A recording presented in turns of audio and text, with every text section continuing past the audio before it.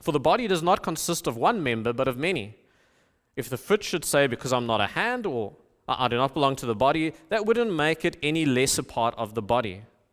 Paul here was addressing the inferiority complex of some of the believers. So some people in Corinth, they're dazzled by showy gifts, and they despised the quieter roles that they had. The foot envies the hand, the ear envies the eye. Each compares itself to its neighbor, not to its head. Verse 18 is the anchor. God arranged the members as He chose. So listen, membership is not accidental, and the gifts that we're given are not random. God Himself assigns each believer a place in the body, but we ache for significance. And because we ache for significance, some in Corinth said, you know what, if I don't have that kind of a gift, then I don't belong. The same whisper runs through our hearts today.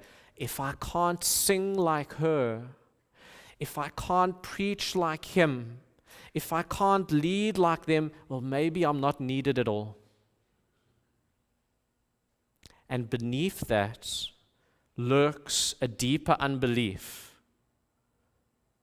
that God's providence, that means how He orders everything, is careless. And His Spirit giving to us, it's not adequate. That I have to invent my worth rather than receive it from God. But Paul cuts through that and he says, listen, your place in God's body, it's not self-assigned, it's Spirit-assigned.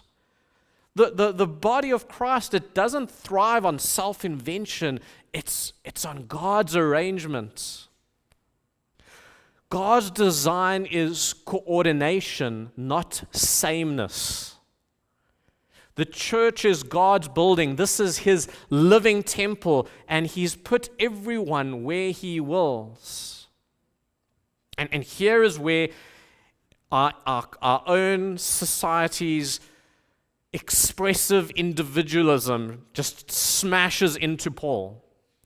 The world says your worth comes from asserting your independence and choosing your path. Paul says your worth is in belonging and receiving God's arrangements.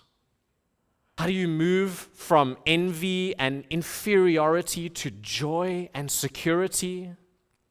We need someone who holds the whole body together. And when Paul insists that God Himself arranges the members, he's echoing the wisdom of the cross. Listen, do you know what the world saw on the cross? You know what the Roman soldiers saw? They saw weakness, dismissal. But God sees His chosen one set in place for His glory. The same God who has put each member in the body is the God who put His Son on the cross. And what looked foolish was in fact His perfect arrangement for our salvation. If you trust Him on the cross, trust Him with where He's placed you in the body.